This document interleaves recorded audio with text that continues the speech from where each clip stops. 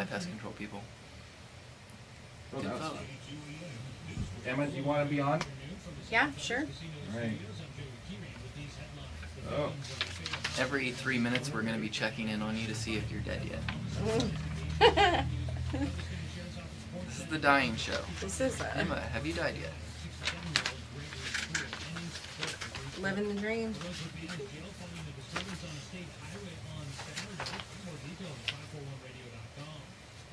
I did build my camp trailer, a little mini house. Maybe that's... Yeah, and I hear that you got a new trailer. Yeah. Yeah, so Got I some built new I built the days. one for like $2,000, and then I sold it for $5,000, and then I talked a guy down from $13,000 on a 2000 $75. down to $7,500. Ultimate deal. One of the best deals I've struck in my life. That's I not waited. what that guy It said. sounds I like waited it. 2 years to find a camp trailer for that price, and I finally pulled it off. Hey, I think we're really gonna play it. Yeah, it's on you. Now it is. We're good. Hey, are the microphones all on? Yep. Yep. And we're streaming. All right. Are we going camping, David? Are we going camping now? No, you fix that side over there. What? It fell when you pulled that forward. How do I fix it? You see how it's like angled? No. All right, gang, it is that time of the week. It is time for the True Wealth Radio Show on this, the greatest Tuesday you've had all week. I am your host, Dave Littlejohn. Joining me in studio today, Matt Dixon. but also, Emma Arndt. thanks, Emma R. She R too. See, I'm making it up as I go. That was total ad lib. That's what we get. I have one of those. You guys both have your own. It's Oh, good stuff. there you go. Today we are going to talk about kind of gruesome coming off of the intro here from the news cycle, but it turns out what a segue. We finished up with tax season, and there are two things certain in this world. What are they? Taxes and dying. Okay, and so today we're not talking about taxes. Dying. Yeah. Give it's- you one guess. Yeah, we're all out of taxes today. And you're about out of time. So now it's kind of an awkward one, but I feel like we really Why do people make it so awkward? well, you know? mostly because you don't want it to happen typically, right? There's a natural survival instinct here, so it's like, wait, we're going to talk about when that finally happens. It's pretty morbid. I mean, yes is the answer, but Yep. the answer is not to pretend it doesn't exist. The answer is not to just never deal with it. The answer is, hey, let's be the grown-ups in the room and let's take a look at this. What a great quote, right? Let me see if I can get this one right. It was something to the effect of estate planning, like good estate planning is for when people die, but great estate planning is for the people that lived. Yeah, that's a decent quote. Yeah. And anyway, I like it. It's kind of a thing because, we're all going to deal with it at some point. And Mhm. yes, we hope it's a ways off. But here's the problem. Some stuff, it's easy to defer because you're like, well, two reasons. One, I don't want it to come. And two, if it does, it's not my problem anymore. A lot of people are really reactionary to it, right? Where it's like, oh, well, they died, now what? Whereas, like, if you just kind of get in front of it and say, well, we know this is coming, but why don't we make things clean and tidy now so that when that time comes, people can actually just take the time to grieve instead of having to grieve and figure everything else out. Yeah, it's true that it's easy to defer this way. Like, it really is. Mhm. Because it's literally the last thing that you would plan for. Right. Well, and I've seen it too, where people like wait to plan until there's like a chronic illness, or they get cancer or something like that, and that's really, you want to be spending your time with your family, not doing all of the planning. Right. Well, It's true. and of course the chronic illness, depending on the aggressiveness, it's kind of it's a loud whistle that says Mhm. you better get this sort of managed. Yeah. The accident is the one that you don't see coming, and that's the Yeah. real reason that you want to get ahead of this stuff is in case you don't see it coming. And I can tell you, it truly is a gift to everybody else. It's not something you do for you. You're never going to see it. But this is something you do if you care about other people. We have talked about this before, but this is a refresher. Okay? Now, There are a handful of times that you don't need to worry about estate planning. Any idea what they are? There's nothing that you own Right. at all. Like, you're gonna die, and there's not gonna be Yeah. anything left behind. You're worthless. Mm-hmm. Your net worth, that is. Oh. Yeah. I was like, how do I pivot from this to make it a little lighter? Yeah. No, in this case, if you don't have anything, Yeah. then there's nothing that's going to go anywhere after you. I've dealt with this though, right? Like It's real. we do a lot of planning for people, and Right. people from kind of all different walks of life, and sometimes it literally is like they think they need a trust, and it's like, well, like, what are you trying to leave behind? Well, not really anything. I'm like, well, Yeah. maybe in this instance a trust doesn't really apply to you. It's true. So, and by the way, if you're curious, we are going to talk about trust a little bit today. It's not going to be a deep dive into this stuff, but it's going to be like, why is it relevant? But I don't want to get off track here early on. Funny thing about trusts, they're usually used in place of a will, Mm-hmm. right? But what do we know about wills?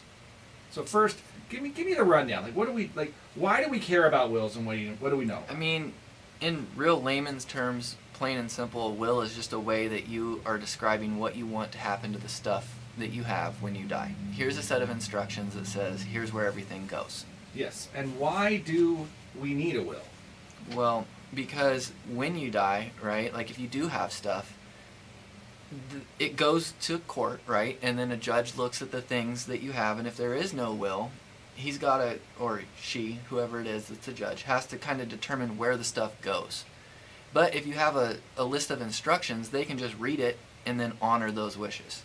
Sure. There's actually some things that I don't think get talked about a lot in this circumstance also, though. So, one, if you don't have a will, there's still laws that govern where your stuff is supposed to go. However, it leaves your estate in disarray because if you don't have instructions for who's supposed to be responsible for the stuff, if it's not you, Mm-hmm. that lack of clarity opens up the opportunity for some chaos, right? Right, because like, what if you had a mortgage on your property and then you die and no one has like power of attorney to, or like financial power of attorney to go pay the next mortgage payment? Right. There's also, this is one that's not spoken of a lot, but a bunch of you out there listening, I'm going to say this and you're going to go, yeah, I've heard that story. Theft. Folks will just come in and take stuff. I've seen that happen. Yeah, things that don't have a title associated with them just disappear. Yep. Yep. And there's not a really good way to track it because that's all the non-traceable stuff that just, if it walks away, it walks away. It's a good point. And so there's some real, that's when I talk about sort of the chaos of things, it's, oh, well, what if there were heirlooms or things? You know, there's not really a title for your, all right, I'll use an example of like, let's say you've got a gun collection. Okay? There's actually oftentimes a lot of value associated with something like that. And somebody comes in and they just take the whole safe and all the guns. And before you know it, like, those are supposed to be registered product. They're in black market circulation now. There's a lot of issues with that. So we try not to have those sorts of things happen, and you do some of that by appropriate pre-planning. By the way, did you know there's an implicit hidden issue with the gun thing? I didn't even think about it until just now, too. What? How do you open the safe? Get a really good angle grinder and just start Correct. going for the hinges. Correct. I mean, you basically have to break into it. But that's not necessarily the case. And something that we would go into is part of planning is how do people find this stuff? Oh man, you know, I've dealt with this a lot when someone's like, oh, you know, I just keep all the documents in the safe. And then I'll ask the question, does anyone know where the keys or the combination is to the safe? And then they have this blank stare like, oh my gosh, I never thought about that. It's Like, the treasure my map. my trust is in the safe, but no one knows how to get into it. Or how about this? I have a trust and I have a safe, but I also have a whole bunch of different accounts spread across different institutions online, and I have paperless statements, so nobody knows how to even track them down, and they don't know how to log into my computer or my accounts to figure it out. Yeah. Yep. So there are lots of opportunities for things to disappear when there's a lack of organization. Yeah, don't make people guess. That's Yeah. just a general rule. That is the general rule. And so today, I think we're kind of laying the groundwork for this is something for everyone. Mm-hmm. Now, the younger you are, you're a teenager, maybe less so. But especially if you start having a family or you start having any assets, anything that has title associated with it, things like cars and property, Mm-hmm. then it starts to matter how that stuff's going to get handled if you can't be the one to do it. Right. Yep. And incidentally, there's a tweener spot in there that we don't talk about, which is what if you get incapacitated for a period of time? Estate planning also includes that kind of thinking. Maybe you don't have to die to need somebody to step in and help on a temporary basis. Maybe not temporary, but you still need somebody. The question is, how do we do that? Okay, so Are we going to talk about all this? we're going to talk about Okay. all of this. So what we're going to go through here over the next half an hour or so, we're going to cover a bunch of ground really fast. This is going to be one of these that on a podcast you'll probably want to save it so you can come back to it. It's not a full-blown reference guide, but it's going to feel like a reference guide. It's going to move fast. I'm going to try to have as much fun as possible with a kind of dark topic, but I think it's that important that we need to do it. Okay, let's throw Absolutely. some education out on the air. Okay, so anyway, when we come back, we're going to start with when you die. Maybe not you, but when somebody dies, what do you expect? What's going to come next? So we'll break down what you're going to see, and then we're going to start talking about how you're going to deal with it, and then we're going to talk about how do you get ahead of this. Okay? Okay. All that, and believe it or not, we'll do the best we can to make it fun too. Stick around. I'm Dave Littlejohn, Matt Dixon. Emma Arndt. and you got True Wealth on News Radio 93.9 FM and 1240 KQEN. I'm gonna help you fix this. Okay. The biggest This family, is- or the biggest, and guess who's in charge? I trust you guys to follow the I actual think that. template here. I think this pipe actually twisted. Oh, did you? I think it It's needs all to go broken? this way. Like it's diagonal You're like this cracking again. me up. So apparently our doodad is not working. Is that better? What's wrong? Well, It's not being very there. sturdy today. Okay. Better? Feel free to aim now. Have I Can you ever tilt told you mine down? guys No. my plans for when I die? No. I'm gonna get human composted and get planted as trees, so I can be a forest forever. Interesting. Yeah. Like put you in a compost bin with leaves? Have I There's ever like told you there's my a plan? company that does it, and then they make you compost, Hmm. and then you can go like plant trees and stuff with it. There's a business model. Yeah. I'm Wanna know a going to great be a business tree model? one day, guys. Goodwill. It's gonna happen. Yeah. Does anybody watch the compost process so that they can assure it's you? Yeah, I think so. What if I you think get your commingled? own- What I if you think get your commingled own with somebody bin. else that you don't like, and you're like, great, now I'm a tree with this person forever? I mean,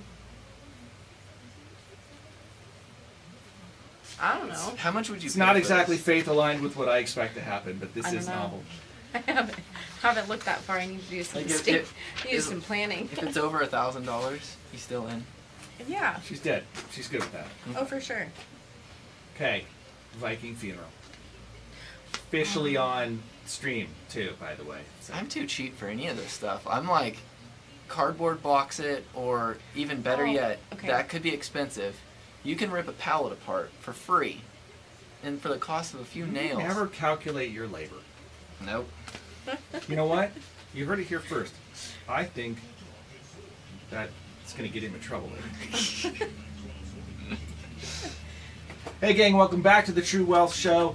Dave Littlejohn in studio with Oh, Matt Dixon. Ann. Emma Arndt. All right, I'm going to remind you guys, this is a podcast that you're going to want to go hunt down. You're going to want to, if you're not subscribed already, you should be, right? That way you get notifications about this stuff. And you can also subscribe. We're streaming on YouTube, so you can grab it there if you want to. We need more cameras, so Emma will end up on camera too.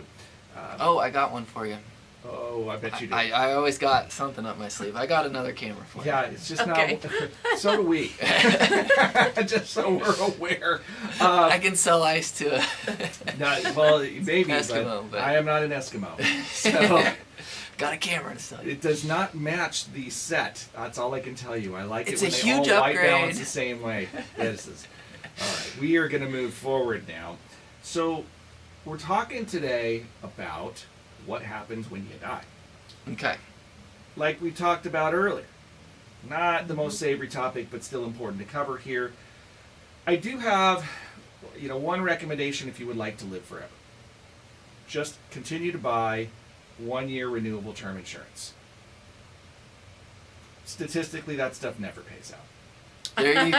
I like it. Wow, you just pulled like a financial advisor joke, and I did not see You're that like, coming. this is like, that doesn't make, all right. Now, the joke is that, of course, term insurance you're supposed to rent, but statistically, like 99% of the time, their term insurance expires. Really? Yeah, it's a high level of non-usage. And so the joke is that the problem is that it doesn't work. Because as you get older, term gets really, really expensive. If you're Yeah. 100 years old trying to buy term insurance, it's like, well, give me $100 premium for $101 of insurance. Yeah. Well, that doesn't really pencil very well. It's like, well, yeah, but we're Yeah. pretty sure you're going to die. So they just won't really give you real insurance anymore at some point. Right. So yeah. But the joke is still, it's funny, right? Everybody tells me it's funny. It was not bad. We'll give it a It's like, solid for- 7.4. Okay, generous. I appreciate it. You're welcome. Glad the German judge wasn't there.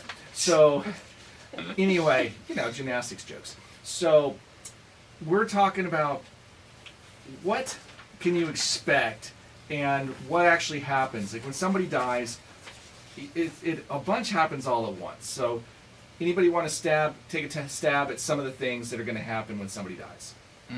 Well, first there's going to be a lot of emotion on the table, Yeah, right? there is. And then things kind of start to move pretty quickly, right? Like funerals typically come pretty quickly after that. Death Yeah, certificates. there's a whole host of decisions immediately. Yeah. So you're going to have to, notify. So typically you notify the non-emergency lines, but they're going to have, an appropriate, coroner type authorized official that's going to validate death. They're going to then document it. You're going to have the state go through the process of creating a death certificate for proof that death has occurred. You're going to then have some type of final arrangements for what happens to your body. So whether it's going to be cremated or buried or what's going to happen. And then, there's the associated elements of that, whether or not you have a place to be buried, whether or not you're paying for one, the vessel they're going to put ashes in when you're done. I mean, there's a whole bunch of decisions. And I actually like the concept of the person that's dying. Before this, if you know what you want, tell people. Yep. It's a real gift. I've had the other side of that where accidental death and had to deal with trying to figure out and sort of, well, this is what I think they would have wanted. And everybody's all emotional and you're trying to navigate on top of that these other issues. And sadly, there are times when there's a sales process of like, well, if you really loved them, you would have gotten this super fancy box to bury them in. Mm-hmm. And, or if you really love them and they're being cremated, there's this gold in whatever, urn that they're going to go in. And so there's just a lot of opportunities for people that are experiencing a lot of emotion to make bad decisions in there. It's true. Yep. Because I have news for you. The person that's dead doesn't know. Right? They don't see what the decision is. So you're really making that decision for you too, if you're making it. But if the person before has an idea, you don't have to have that emotional burden. Right? If you know what you want, tell people. Yeah. Write it down somewhere. And prepaying for funeral stuff, I don't think that's crazy. Not with how expensive everything's gotten. Yeah. Yeah. Yeah, it's really not crazy. I'm not here either endorsing or not endorsing that right now, but I'm saying that, go look at the circumstance, and if you know what you want, what it does is it makes it a lot easier on your loved ones because you have predefined a lot of things for them. Well, you know what's crazy to me is how expensive the whole thing is. when it doesn't always have to be that way, right? Like, I already bought my gravesite. I know that sounds weird, but Do you personally? You have? have? oh yeah, Wow. I already have one for me, my wife, and both the kids. Yeah. Oh. I bought it in a bundle pack. Yeah, because you know me, like I like to save money, and so I got them Just for like value pack graves. yeah, it was like Got $39 for a gravesite, and you Really? can stack on top of each other. So I'm like, okay, so I got 2 of them, and it'll cover 4 people, and it cost me like $80, and they don't even require a casket. So I'm like, just pitch me in the dirt. $80 later, 4 people, we're good to whoa. go. All right. So it doesn't always have to be expensive, is what I'm trying to say. It does not. So there you go. And at that price point, I suppose you'd be wrong. Like, we're not going to use that one after all. Well, okay. Mhm. Yeah, I guess if you don't want to be buried in a hole with no casket, then that's maybe when you should start planning. Pretty sure that. I mean, Because I'm not sure that's even legal. There are still some rules. But yeah. So let's talk about planning. What are some of the things that people need to really think about as they get into the planning process? And first of all, estate planning, broad topic. Let's talk about what are the documents that you need in place. How about you mean like when it comes to like maybe different accounts and stuff, like bank accounts? Let's take a big picture here. First and Okay. foremost, I would say will is what I'm thinking. Oh. You want to have at least a will in place, and I think within that will, you ought to, if you know who you would want to have responsible, the executor or the personal representative you're going to have should be listed there. So who would be the person that's going to be responsible? Mm-hmm. If you've got kids, you want to talk about guardianship of kids and listing that in your will. And then you also should look at your power of attorney documents and advance directive documents. Okay, so power of attorney, by the way, all this stuff, we're not practicing law when we say this, and I'm not saying that this is the exclusive list. I'm just saying it's a really good start, and a good Google search is going to find a lot of this stuff too, right? Mm-hmm. But, so anyway, disclaimer made, we can move forward. When you think about power of attorney, that's also, hey, what if I'm incapacitated, I get in an accident, I'm in a coma, I need somebody that can now have authority to make decisions on my behalf. For like Financially. healthcare and financially. So that's different. That's the advanced directive or the healthcare power of attorney is specifically for healthcare decisions. Mm-hmm. Okay, that's come out of, there's a lot of legal precedent that's indicated this is a great idea because imagine that you're married, your spouse wants one thing to happen, but your parents want something else to happen if something happens to you. Yeah. That's a mess, right? You do Mhm. not want them at odds. Yep. And so what you do is you specify who has the authority to make the decision. Right. And this kind of, can get all wrapped up into the planning side of things all at once. Now, for a moment, I'm going to take just a brief second. This is not to be a commercial. This is to talk about how would you go about getting something like this done? That I think is daunting to a lot of people because they're like, wait a minute, power of attorney for healthcare and financial Yeah, things. and also if you're listening right now and you find yourself going, great, I just got a whole list, and you're going to make me wait until the end until you tell me what to do? No, I'm going to start right now saying, who can help you navigate something like this? There are do-it-yourself routes. Okay, Mhm. there are a lot of services online, and my experience with them has been largely decent. Usually they are pay services. If you're looking for a free will, you might be able to get something basic. If you do, keep in mind that for a will to be legal, at least in the state of Oregon, you're going to need 2 witnesses, and you're going to, I recommend 2 witnesses and then a notary that is there to affirm that the witnesses were real. And what they're doing is, and it's really interesting, a single witness won't get it done. And just you writing a note and signing it doesn't get it done. So you need to have 2 witnesses, and ideally 2 witnesses and an affirming notary or some kind of certification that somebody was present when those witnesses happened. And that's just going to give you, that what it does is it affirms to the courts, because they're going to be the one that gets this document, that it was legitimate. Right. So there are a lot of online sources for this. And so I think that's a good place to start if you want to do it yourself. Otherwise, there are different pathways of escalation. Most common, find an attorney, right? A lot of attorneys that are generalists, that do kind of broad sweeping scope of practice, can do this kind of thing. And the pricing is going to be depending on their hourly rate and how they do it. Mm-hmm. What we have typically seen is anywhere from probably $2,500 to $5,000 to get this stuff done. But honestly, I don't know. I mean, Yeah. I don't know. I just know the attorneys that I've worked with. It's largely where they land. And it gets, the more complex that it gets, the more expensive it gets. Mm-hmm. So if you have a bunch of different entities and operating agreements and you need to coordinate all those things with your estate plan, expect more complexity and more hours go into it. Okay? There are tweener options as well. I am going to talk about our firm for a moment. We don't do this a lot, but like Matt, how many times have you guided people through the estate planning process, do you figure?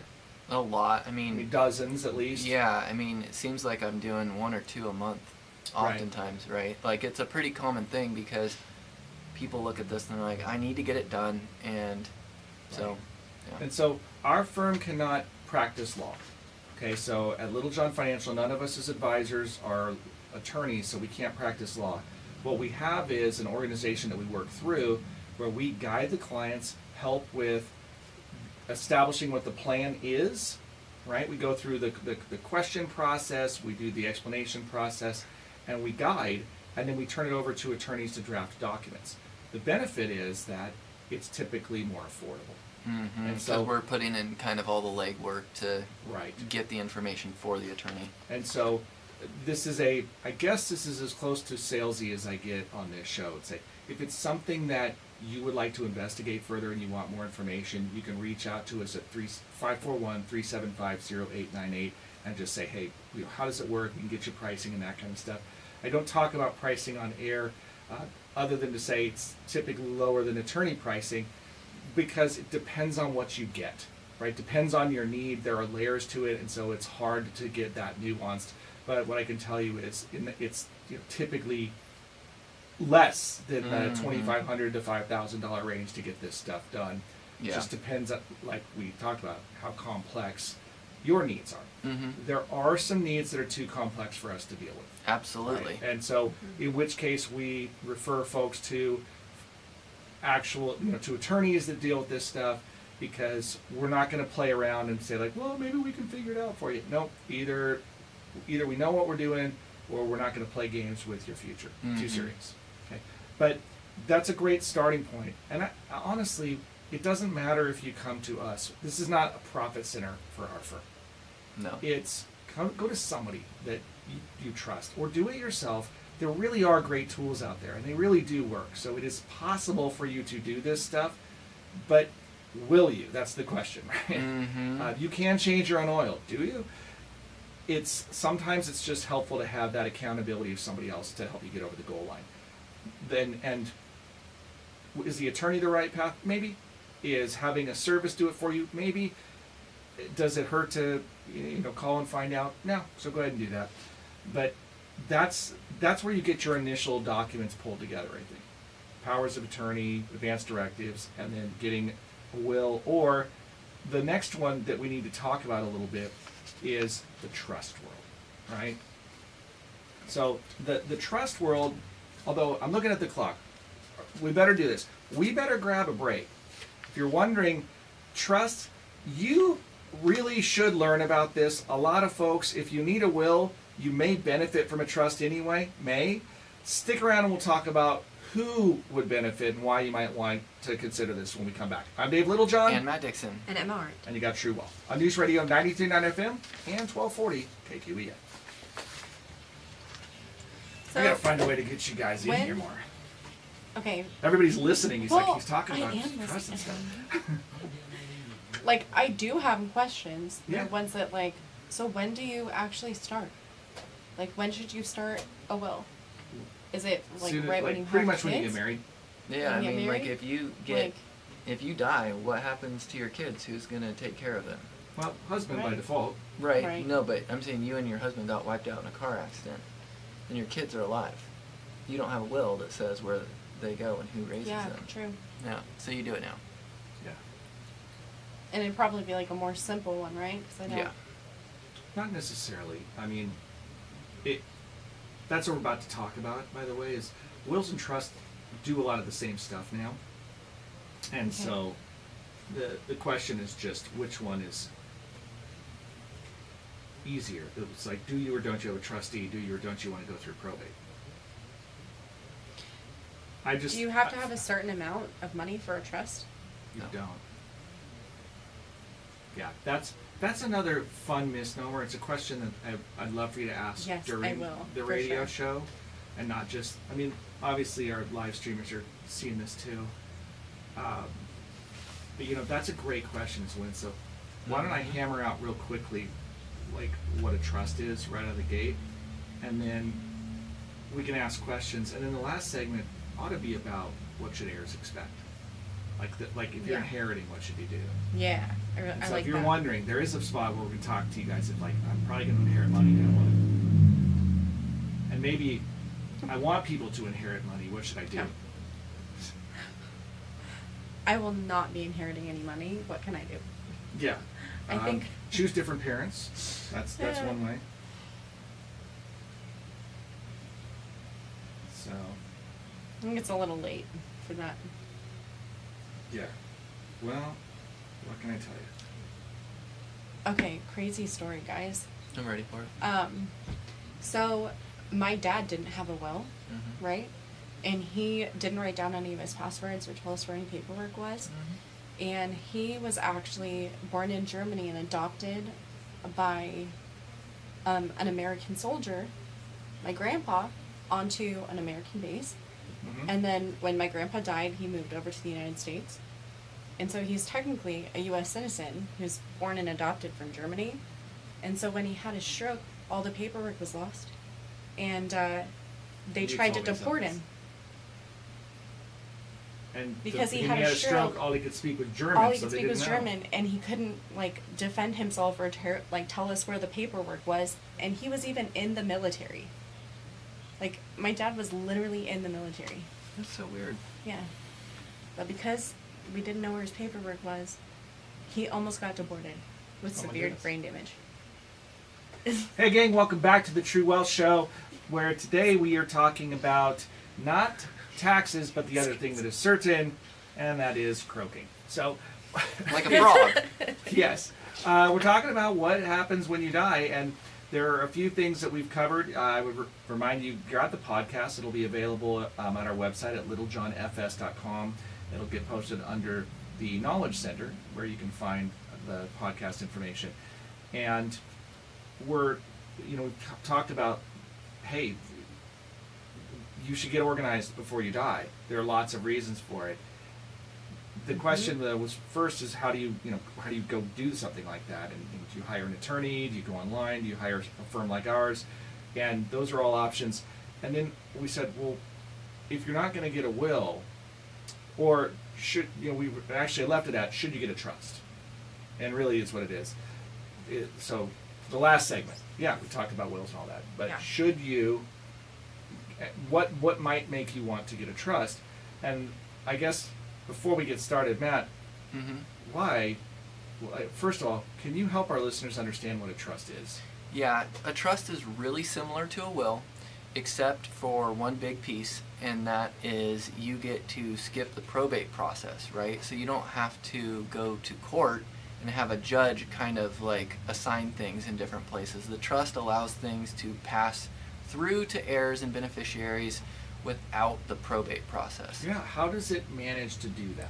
Because the trust outlives you, right? So like you create a trust and you state on there who is going to, execute the terms of the trust, which is kind of like a set of instructions, right? Totally to a be set real of basic. instructions, Yeah. yeah. And so then it says, hey, well, I want this house to be sold and split between these two heirs. And so the trust is what, as long as it's structured correctly and you entitled things correctly while you're alive, the trust outlives you and it actually owns assets that have the title to things, right? And so the trust is still living even though you passed. And so that's why it gets to stay out of the Yeah. courtroom. Think of it alright. this way. Think of it this way. If I, as a person, create a trust, I own the trust, and then I have the trust own my stuff. I'm in charge of the trust. I can cancel the trust if I want to. I can change the terms if I want to, as long as I'm still alive. So I am the grantor of the trust. The trust needs somebody in charge of it. That's called the trustee. That's me. And the trust also has a beneficiary. Who benefits from the stuff that the trust owns? Also me, right? I'm alive. It's all my stuff. I can change it as I want to. And so, in effect, it's still all the same stuff belongs to me, but by having my trust own it, you're right, Matt. If I die, I can assign somebody else to take my spot, and the trust still owns everything. Yes. But what I did was I transferred my power of the pen to the next person, and now that person can fulfill the obligations of the trust instead of me. And so that means the trustee, there's a successor. Well, if there's a successor trustee, I don't need the courts to sign title to anything, because it turns out, you know why I need a will? I'm dead. I can't sign stuff when I'm dead. Which means, how do I sign over property that has a title when I'm dead? Yep. And the answer is, well, I don't. Well, but if my property is owned in a trust and I die, my trust didn't die. So it can still sign, it just needs to know who's allowed to sign for it. And that document lists who's in charge. That's what's cool about it. And the rest of it, too much detail for this show, right? Well, was it irrevocable and irrevocable and the tax treatment and all that stuff? Okay, see me after class, right? If you need to get into more advanced tax planning and the use of trusts, that's not a radio show topic as much as a, reach out to our office and we can either schedule time or, you know what, do this. Send us an email at info@littlejohnfs.com and say, I want to know more about irrevocable trusts, and we'll put on a clinic or something. Like, we can do something for a group if people want to do that, or we'll build a YouTube video for it or something and explain more about it. But They can even text the work line, yeah, and you it'll can. come through. So you could text 541-375-0898, and if you want to send a text and just say, I need to know more about trusts, then we can either, we'll do more detailed show, we'll do something. We'll get you the answers you need. We can get you that information.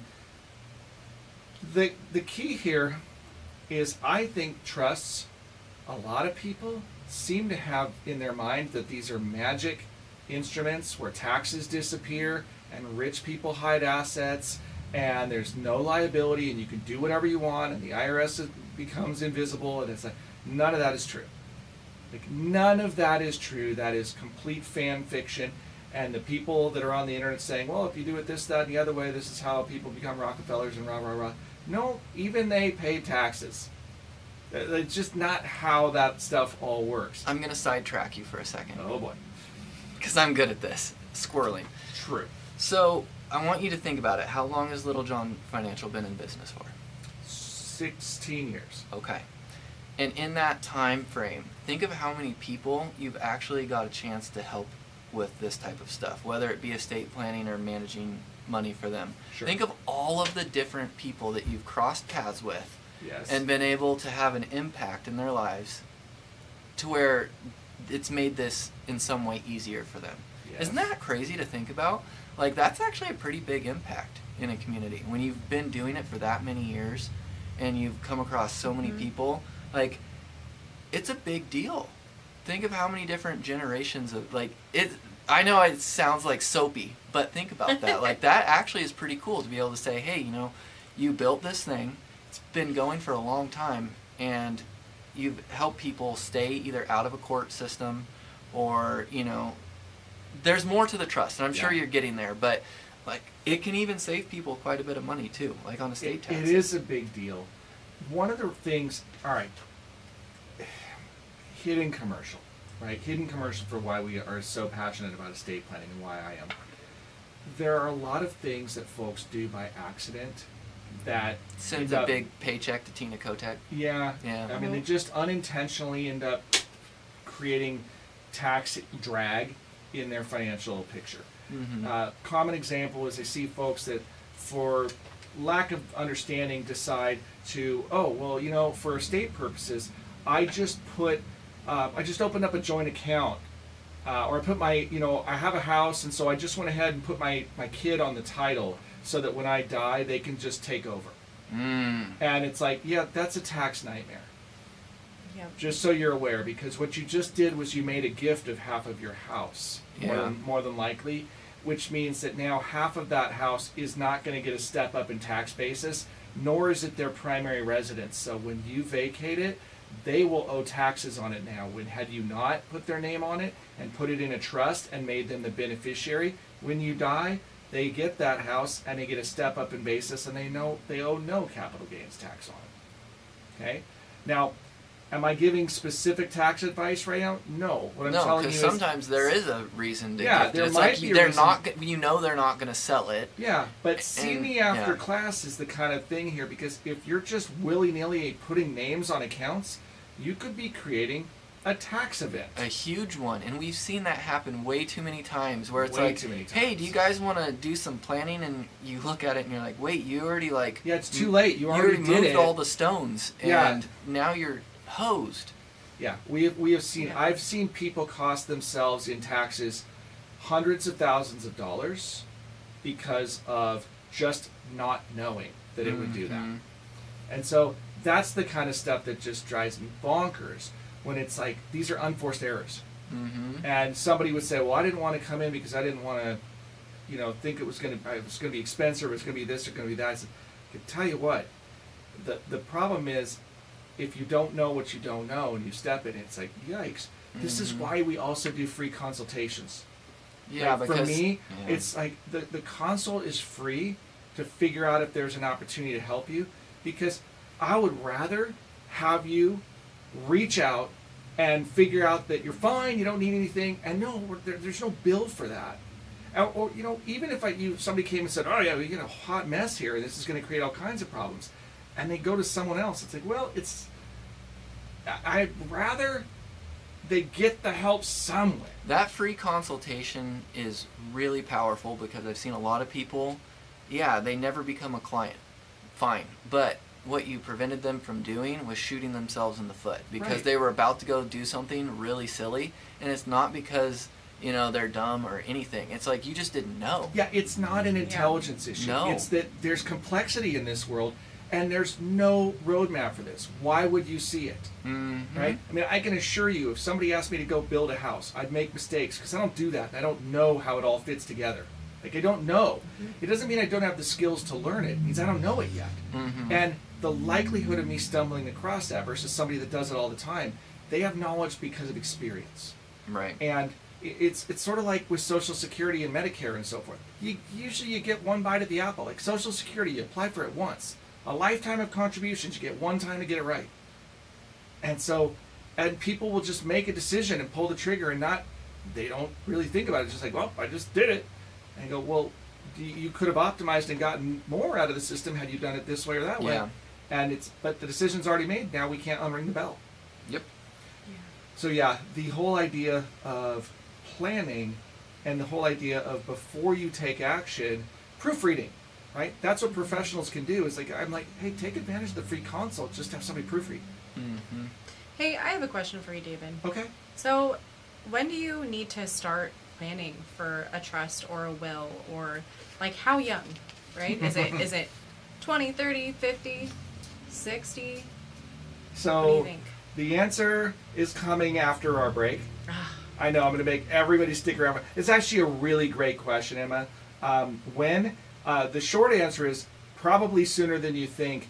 Let me give you some specific circumstances, but let's grab our last break.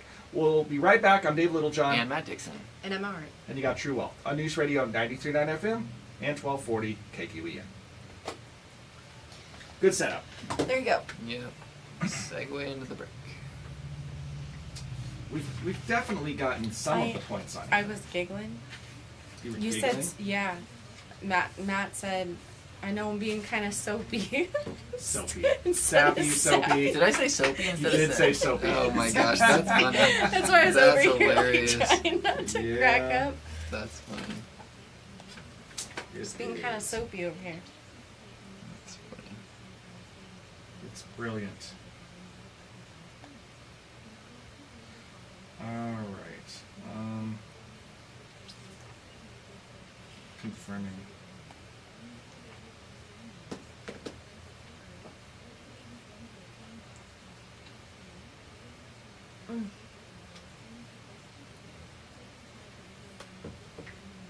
It's really interesting to think about, though. Yeah. The trust and the. Well, And actually, that segment, I don't know about you guys on YouTube, but I thought that segment did a pretty good job of explaining the benefits. Yeah. Between me and yeah, Matt, it's for like, hey, sure. that was not, that Well, was now pretty easy I to like- understand. But that makes me go like, okay, why would I choose a will? Well, you typically don't need to, because they're priced almost the same now. Yeah. They really are. A will might be slightly more portable from state to state. You know, because if you move and you're like, well, you know, I'm not going to rewrite it, where the trust laws change a little bit more. But okay. even then, it depends on how they're drafted. You know, this is why a really basic will is just, here's my list of stuff and who gets it. Yeah. You could write it on notebook paper. I have seen, I mean, something else too that it's not a bigger thing, but like little stuff Mm-hmm. that people fight over, right? Like grandma's favorite bowl, or you know this thing at grandma's house, and Yeah. my grandma ended up giving everybody different colored stickers, and she gave them each like, you know, like to put 20 little stickers Wow. of all different colors, and they can go put on the stuff they wanted. That's kind of cool. Hey gang, welcome back to the home stretch of the True Well Show. You know, interesting show because we're talking about what should you do to prepare for a good death. It's kind of morbid, but at the same time, this is stuff that, you know, this is what grown-ups have to talk about sometimes. And Emma, you asked a great question at the break. Could you repeat it for us? Yeah, when do we need to start thinking about this kind of stuff? How soon is too soon? Is there a too soon? When do you really need to start planning? There's probably a too soon, and like if you're a minor, then you're still kind of under your parents' jurisdiction at that point. You can't really sign contracts, that Well, kind of stuff. you probably don't own a lot. And that's the thing. There's not a lot to own. Although sometimes minors inherit trusts and things like that, but the trust usually already has the instructions and the people associated with it. I would say probably the first major milestone, if you're single, would be if you start acquiring physical property, right? Vehicles still can be managed through the DMV and so forth, but when you start getting physical property, then you want to start having an idea who's going to be responsible for this kind of stuff if I die. The next one would be if you partner up, right? If you enter into some kind of long-term committed relationship, it doesn't necessarily have to be a marriage, but typically that's what we're going to associate it with. So you get married, and especially if kids get involved. If kids get involved, it turns out you don't have to have stuff, you've got kids. And the kids are kind of like stuff. Somebody's going to have to take care of them if it's not you. And so you need to give instructions. And so the will is really useful for that kind of stuff. So Got it. it's typically you start, you know, probably in your early 20s this stuff is happening, but maybe sooner. Interestingly enough, if you get a retirement plan, that has some built-in estate features, right? You get to pick who inherits a retirement plan. It's called a beneficiary designation, and that shows up on things like IRAs and Roth Oh, IRAs and 401ks. You designate who would get it. It also shows up if you buy life insurance. You get to specify who gets it. But there's a sneaky little caveat there. The beneficiary designation is something that people sometimes forget to update if things in your life change. So, you know, it's like, here's the idea of, hey, I bought life insurance and then got married and forgot to take my parents off the policy and turn it into my spouse. That's a real thing that has happened. Yeah. The ex-wife, too, I got a divorce and I forgot to take my ex off the life insurance. That's a real thing that's happened, too. And guess what? The courts have said, hey, the ex gets it. Yeah, dance all the way to the bank. So that's real, and so estate planning is also about, there's a maintenance program for this. But how soon would you start? You know, as soon as you have things that need to be managed is the you know, vague answer to it. But I'd say you're probably, by the time you're in your mid-20s, you're probably on the path to that. Yeah, that makes total sense. And is it something that can be like modified as time goes on? And Oh, 100%, yeah. These things are all pliable, right? Even the trusts, typically we call these living trusts, or what we call irrevocable. I'm sorry, a revocable trust. I misspoke on that one. Revocable means I can change my mind. So the changing your mind is the same thing that was saying I can amend it. I can cancel it, but I can also amend it. And that's going to go on until you are not legally competent to make the decisions or you're dead. So, Okay. or it may be that you create a different kind of trust that is not revocable. And an irrevocable trust, again, not a subject for today's show, but that would exist where you would basically give stuff away. It goes into an irrevocable trust, and then it's no longer your property. That's really how that effectively okay. works. And so when it's no longer your property, it has different tax treatment. There's different strategies for why you would do that, but that's part of what that exists for. So if we're kind of looking at the mistakes here in the last few minutes, what are some of the mistakes that I think that we see in estate planning? And these are just things that you should look out for. One of them would be not updating the beneficiaries, like we just talked about. Another one, you kind of hinted at this on the break, Emma. There may be stuff that's not written down that's still important. Family heirlooms or things that are important to an heir that should ideally be discussed so that they don't become fights. Yeah. Yep. Right? That's a big deal because the emotions are going to be running high after somebody passes away. And so having that plan in advance really helps. Another thing that I sometimes see is folks just push to get stuff done too fast. Big decisions, right? I've had this is a tough one, but I've had a bit of a ministry in my life working with widows. And I talk often about, hey, you don't have to make this decision fast. You're grieving. Don't let somebody pressure you right now. You can take your time and it will still be okay. And there's not going to be so much opportunity left on the table here that, if you don't get into this opportunity right now, it's not going to work. It's very rare. Like, I can't think of a circumstance where that's ever been the case. So just take a breath, give yourself time to process, and more important, don't make big decisions, because when you're really emotional, you make that big decision, you may actually live to regret the decision because it was not made in an appropriate mental framework. You made it too quickly, and then it's hard to change. So those are issues. Any others that you can think of, Matt, that you've seen? The one that I've seen too often is where people ignore the estate tax version of things, right? Like, they have a pretty decent size estate. They did a good job. They created a trust, but they were like in Oregon, where you get, if it's done correctly, $2 million, right?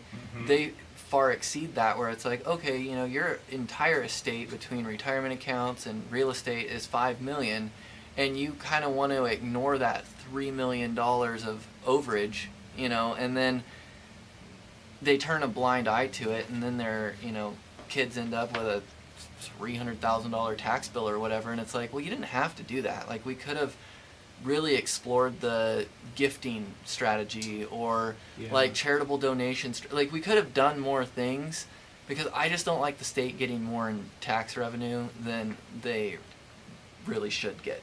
So that one bothers me the most, I think. Yeah, that's a tricky one. And what I would say is, again, we don't have sufficient time to go deep into this, but there are a couple of gotchas that I would just want to plant out there for you to think about at the last minute here.